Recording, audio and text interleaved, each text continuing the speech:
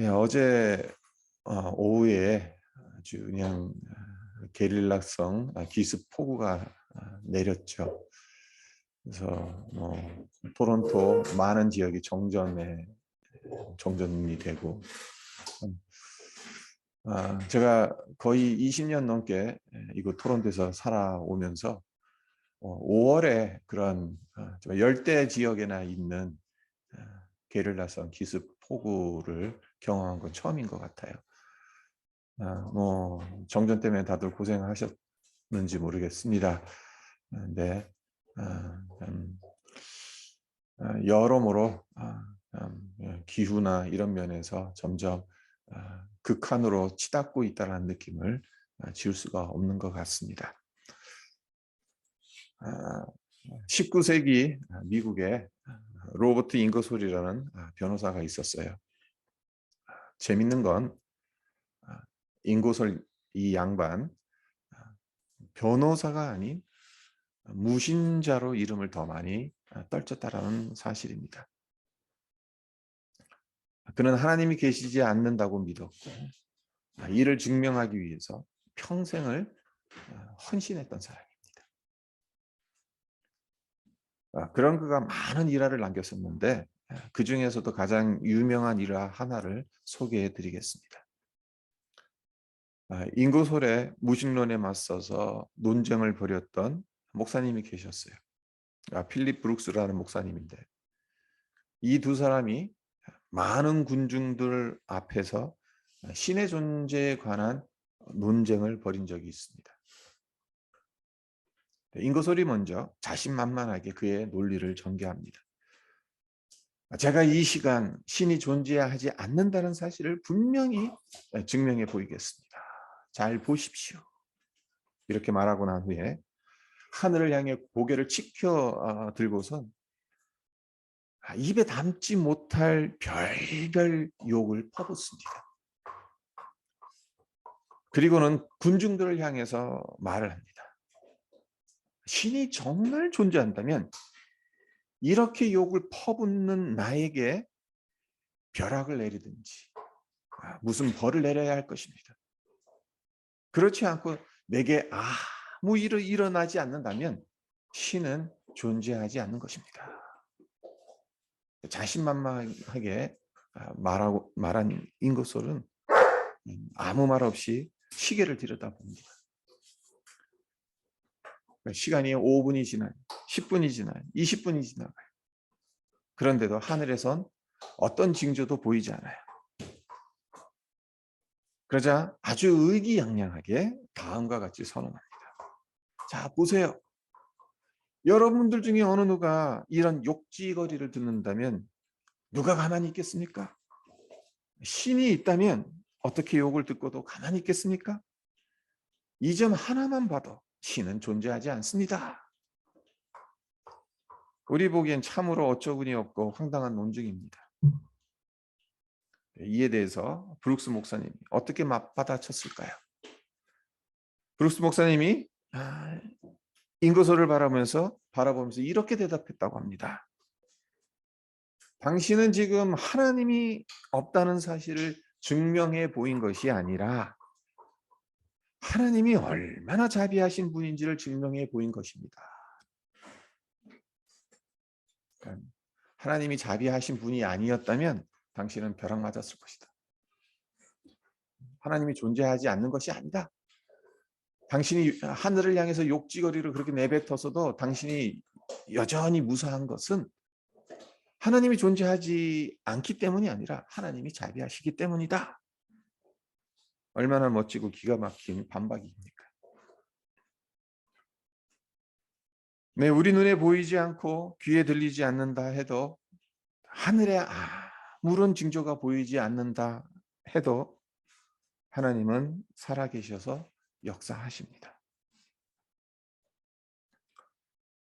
오늘 본문 말씀인 열왕기상 18장 17절에서 21절에도 이 점을 분명하게 보여주는 사건이 등장합니다. 바로 엘리야의 행적 가운데서도 가장 잘 알려진 갈멜산에서 850명의 바알과 아세라 신을 섬기는 선지자들과 대결하는 사건이 있죠. 먼저 17절을 보겠습니다. 엘리야를 볼 때 아합이 그에게 이르되 이스라엘을 괴롭게 하는 자야 너냐? 그러니까 아합 왕이 엘리야를 만나자마자 던진 말입니다. 네. 엘리야에게 뜬금없이 이스라엘을 괴롭히는 자가 너냐냐고 묻습니다. 근데 여기서 괴롭게 하는 자, 이스라엘을 괴롭게 하는 자, 이 말의 그 출처가 어디에 있냐면요. 여호수아서에 있어요. 여호수아서 7장에 보면 그러니까 여호수아와 이스라엘 백성들이 가나안 땅에 처음 들어가서 여리고성을 함락하지 않습니까? 가장 난공불락이라고 여겼던 여리고성을 함락을 해요. 그리고 그 다음에 함락하고자 했던 성이 어떤 성이었습니까? 아이성이죠. 그러니까 여리고성에 비하면 아이성은 식은 죽 먹기입니다. 네, 어떤 일이 일어났습니까? 거기서 패퇴했습니다. 아이성을 함락하지 못했어요. 그래서 여호수아가 그 원인을 찾아봤더니 하나님께서 왜 이런 이성을 함락하지 못하게 하셨는지 하나님께 여쭈어봤더니 하나님께서 뭐라고 대답을 하십니까? 너희 중에 내가 명령한 대로 하지 않은 사람이 있다. 너희 중에 나에게 바쳐야 할 그 전리품들을 몰래 숨긴 자가 있다. 바로 아간이죠. 네, 여호수아 7장 25절에 보면 여호수아가 아간에게 그렇게 이야기를 해요. 왜 이스라엘을 괴롭히냐? 그런 말로 해요. 그러니까 지금 아합 왕은 엘리야를 향해서 왜 이스라엘을 괴롭히냐? 왜 이스라엘을 괴롭히는 자가 너냐라고 묻는 것은 아간의 사건을 끌어다 드리는 겁니다. 그러니까 이스라엘이 아이성 전투에서 이 아간 때문에 패한 것처럼 지금 북이스라엘 땅에 지금 3년 기근이 들었잖아요. 그 원인을 엘리야에게 몰아붙이고 있다는 것입니다. 그러니까 17장 1절을 보면 엘리야가 갑작스럽게 등장을 해서 하는 말이 내 말이 내 말이 없으면 이 땅에 수년 동안 비와 이슬이 있지 않을 것이다라고 그렇게 말을 해버리고 갑자기 떠나버렸어요. 근데 실제적으로 그렇게 됐어요. 3년 동안 비가 오지도 않고 이슬도 내리지 않고. 근데 아합왕은 이것을 어떻게 생각을 했는가 하면요. 엘리야 선지자가 방자하게 입을 놀리는 바람에 바알 신이 노해서 3년 동안 비가 내리지 않고 있다라고 생각합니다. 참 웃기죠.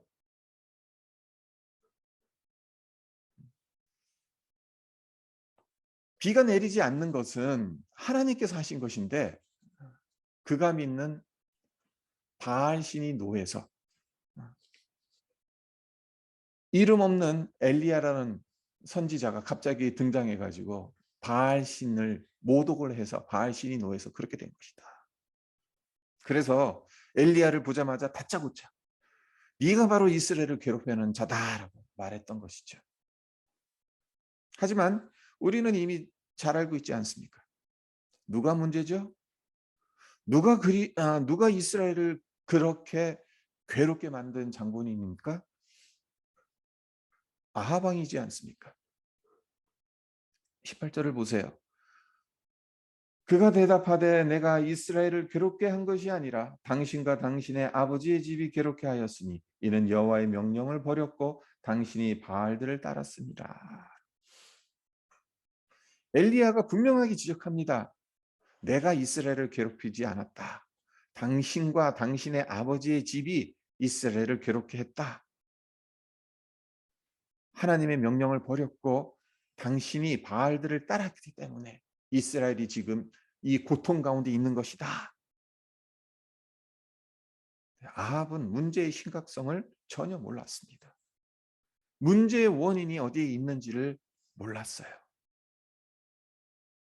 따지고 보면 원인 제공자는 아합 자신이고 아합이 화근의 근원인데, 그리고 바알을 섬기는 우상 숭배가 문제의 시발점인데 원인을 엘리야라고 착각하고 오히려 엘리야를 비난합니다.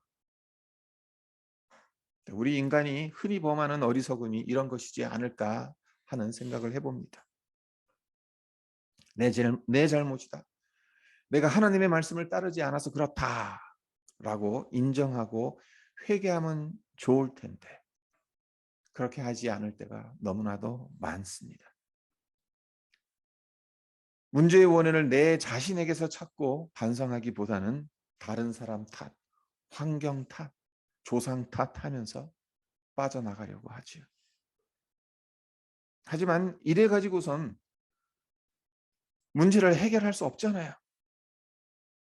어려움이 오고 문제가 생기면 내가 하나님 앞에서 잘못한 것은 없는가?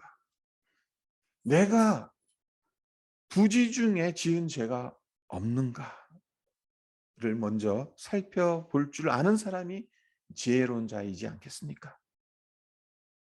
네, 아합 왕은 그런 면에서 아주 어리석고 미련한 자였습니다. 아합 왕은 바알을 신이라고 믿고 있었어요. 절대자로 믿고 있었어요. 여호와 하나님하고는 잽도 안 내는 이 지구상에서 가장 강력한 신으로 믿고 있었어요. 이와 반면에 엘리야는 바알은 우상이다.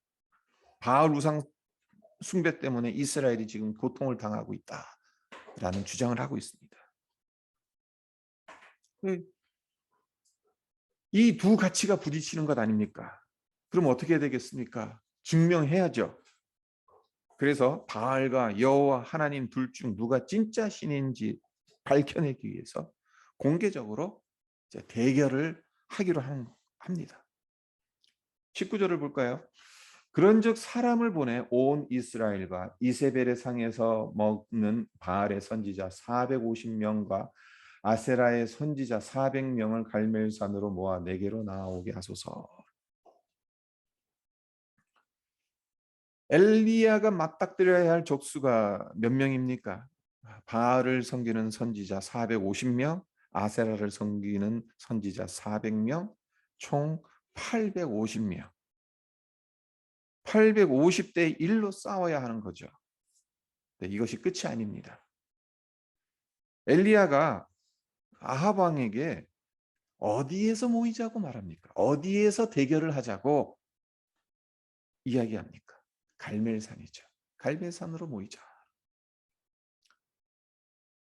우리는 엘리야가 제단에 불을 내려 태웠고 850명의 우상 숭배 선지자들과 싸워 이긴 것으로 알고 있기 때문에 갈멜산을 좋게 여기죠. 생각합니다. 그러나 갈멜산은 원래 그런 곳이 아니에요. 갈멜산은 바알 숭배자들이 바알 신의 거처라고 믿는 성지였어요. 그러니까 이스라엘 백성들에게 신의 산이 있다면 신의 산에서 모세가 하나님을 만나서 십계명을 받고 이스라엘이라는 나라를 세우는 데 필요한 온갖 법들을 받지 않습니까? 그러니까 신의 산은 성산이에요.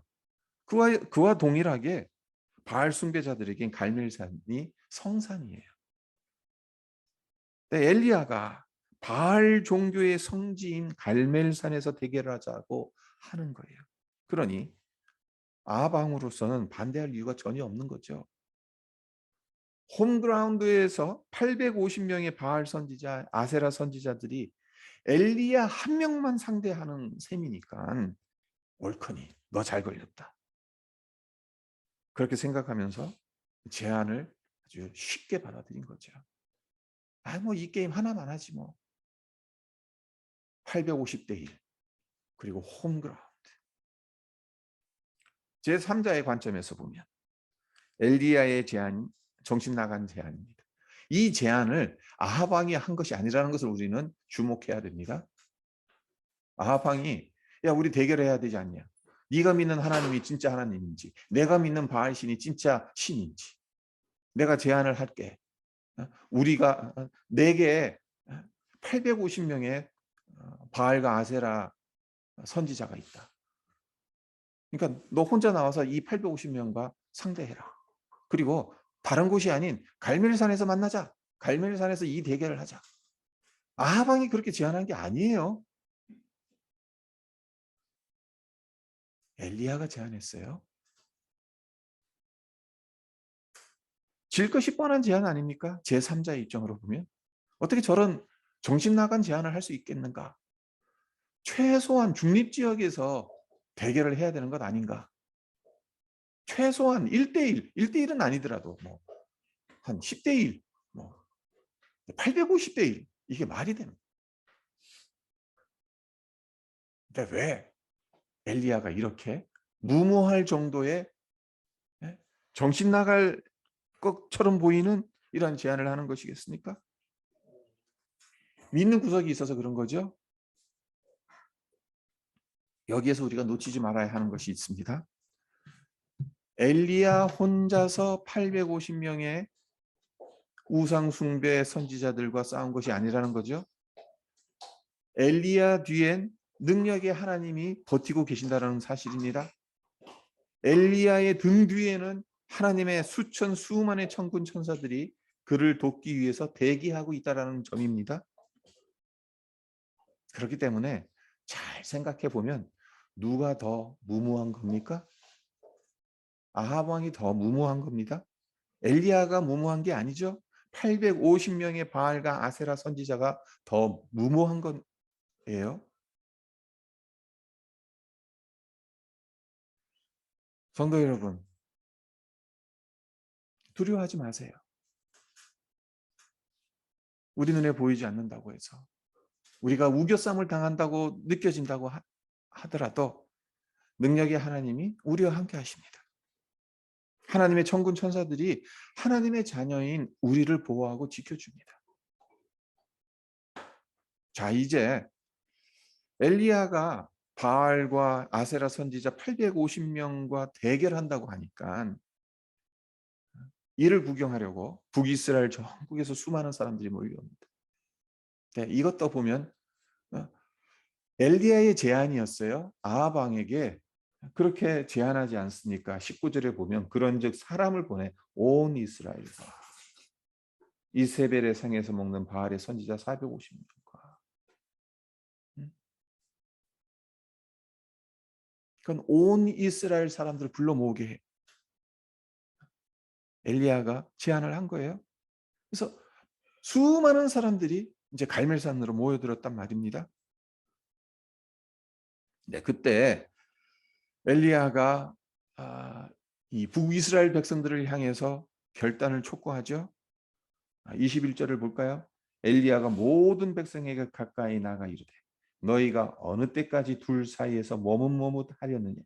여호와가 만일 하나님이면 그를 따르고 바알이 만일 하나님이면 그를 따를지니라 하니 백성이 말 한마디도 대답하지 아니하는지라.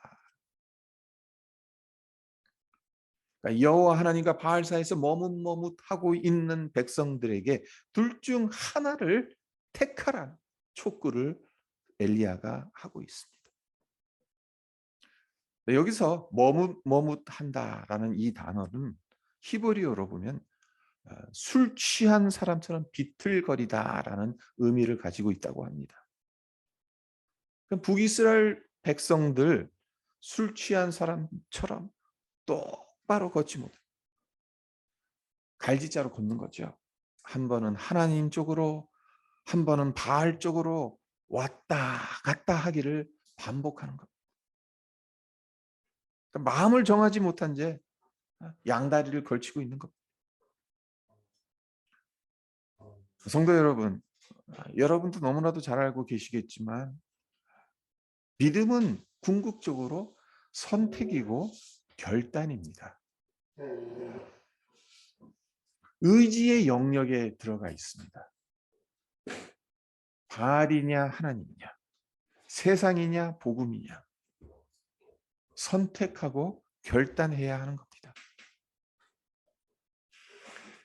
여호수아가 죽기 직전 이스라엘 백성들에게 했던 고별사를 여러분들도 잘 아시죠?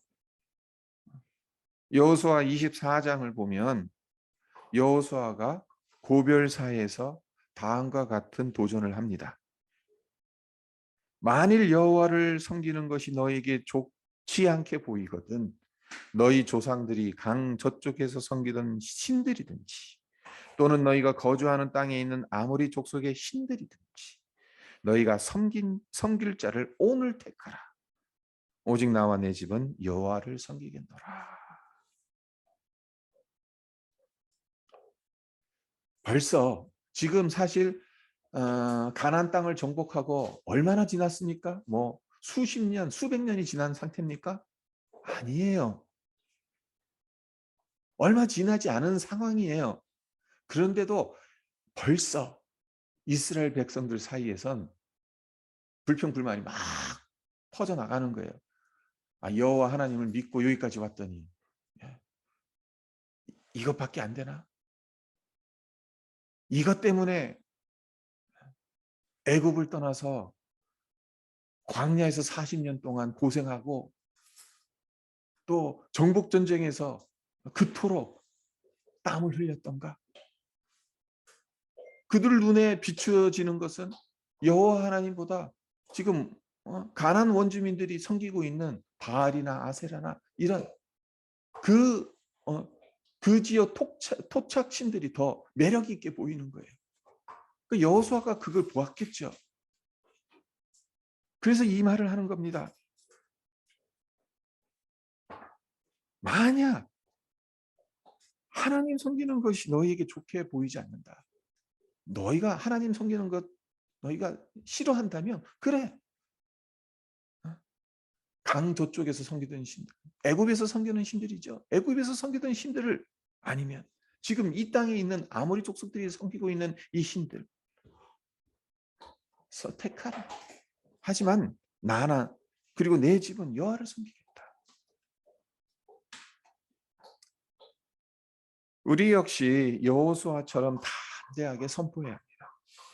나는 하나님을 섬기겠다. 세상 방법 따르지 않고 하나님 말씀 따라 살겠다. 이 선포가 우리의 삶 속에서 날마다 있어야 합니다. 신앙에는 중간지대가 없습니다. 양자택일을 해야 하는 겁니다. 우리는 가능하면 그냥 그 중간에서 요리 갔다 조리 갔다 머뭇머뭇했으면 좋을 것 같아요. 여기에도 보험을 들어놓고 또 여기에도 보험을 들어놓고 살아갔으면 참 좋을 것 같아요. 하나님께서 요구하시는 믿음은 둘 중에 하나라는 겁니다. 결단하라는 거죠. 엘리야 선지자는 북이스라엘 백성들에게 여호와가 만일 하나님이면 그를 따르고 바알이 만일 하나님이면 그를 따르라는 결단을 촉구했습니다. 그리고 이 결단을 촉구하는 것, 이것은 하나님께서 우리를 향하신 촉구이기도 하다는 겁니다. 우리가 100% 하나님을 사랑하고 100% 하나님을 믿기를 하나님은 요구하십니다. 말씀을 맺겠습니다. 갈멜산에서 어떤 일이 일어났습니까? 갈멜산에서 엘리야가 850명의 우상숭배 선지자들 대상으로 싸웠습니다. 여러모로 불리한 조건에서 치러진 싸움이었지만 엘리야 혼자 싸운 것이 아니죠. 전능하신 하나님께서 엘리야와 함께 해주셨습니다. 수천 수만의 천군 천사들이 엘리야를 보호하고 지켜 주었습니다. 엘리야가 선지자로 활동했던 시대는 북이스라엘 왕국 역사상 영적으로 가장 어둡고 타락했던 시대였어요. 아합 왕은 북이스라엘 왕국의 왕들 중에서도 가장 악한 왕으로 평가받는 왕이지 않습니까? 이 시대 역시 엘리야의 시대와 다를 바가 없다라는 생각을 해봅니다. 물질 만능주의라는 우상이 얼마나 활개를 치고 있습니까? 그래서 어쩌면 850대 1보다 더한 영적 전쟁터 한가운데 우리가 서 있다라는 느낌도 듭니다. 하지만 아무리 어려운 상황이라 하더라도 변하지 않는 것이 있죠. 하나님께서 하나님의 백성들, 하나님의 자녀들과 함께 하신다라는 겁니다. 우리를 보호하고 지키고 돕기 위해서 천군 천사들을 우리에게 보내주신다라는 사실입니다. 우리가 이 점을 확실히 믿는다면 우리는 어떻게 해야 되겠습니까? 하나님과 세상 사이에서 머뭇거려서는 안 되겠죠. 하나님과 세상 사이에서 간을 봐서는 안 되겠죠. 하나님에게도 보험을 들어놓고 세상에도 보험을 들어놓고 그렇게 살아가서는 안 되겠죠. 여호수아가 고별 설교에서 촉구했던 것처럼 나와 내 집은 오직 주만 섬기겠다. 주만 따르겠다. 그러한 믿음의 선택과 결단을 해야 하지 않겠습니까? 그리고 그것은 내가 벌써 벌써 했습니다. 과거의 것이 아니라 날마다 현재 진행형으로 계속해서 이 믿음의 선택과 결단을 드려야 한다는 거죠. 날마다 주님을 따르기로 선택하고 결단하여서 믿음의 길, 어떻게 보면 참 좁고 험악한 길처럼 보이기는 합니다만은 그 길만이 생명의 길이고 진리의 길이라는 것을 우리가 끝까지 잊지 않고 그 길을 온전히 걸어가는 우리 모두가 되시기를 주님의 이름으로 축원드립니다. 잠깐 기도하겠습니다. 하나님의 아버지, 오늘 갈멜산에서 어떤 일이 일어났는지를 우리가 살펴보았습니다. 제3자의 눈으로 850대의 일, 그것도 적지 한가운데서 치러져야 하는 대결입니다. 참 정신 나간 제안처럼 보입니다. 하지만 엘리야에겐 하나님이 있었지 않습니까? 하나님이 함께 하신다라는 사실을 믿었기 때문에 이 제안을 담대하게 아합 왕에게 했고 또 이 대결에서 승리를 한 것 아니겠습니까? 하나님, 우리가 살고 있는 이 시대 역시 정말 엘리야가 활동했던 그 시대만큼 영적으로 암울합니다. 타락한 시대입니다. 수많은 우상들로 넘쳐나고 있는 시대입니다. 850대 1보다 더한 영적 전쟁터 한가운데 서 있다는 느낌이 들 수도 있습니다. 하지만 변함없는 진리는 하나님은 하나님의 백성들과 함께 하신다라는 사실. 하나님, 그 믿음으로 우리가 믿음의 선택과 결단을 해야 한다라는 사실. 하나님이 정말 참 신이라는 것을, 예수님이 우리에게 진정한 구원을 가져다 주신 유일한 구세주이심을 믿는다면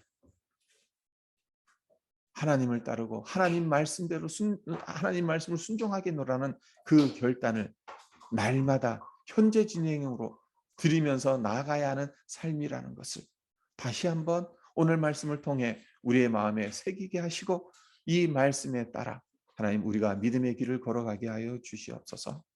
감사드리며 예수님의 이름으로 기도합니다. 아멘.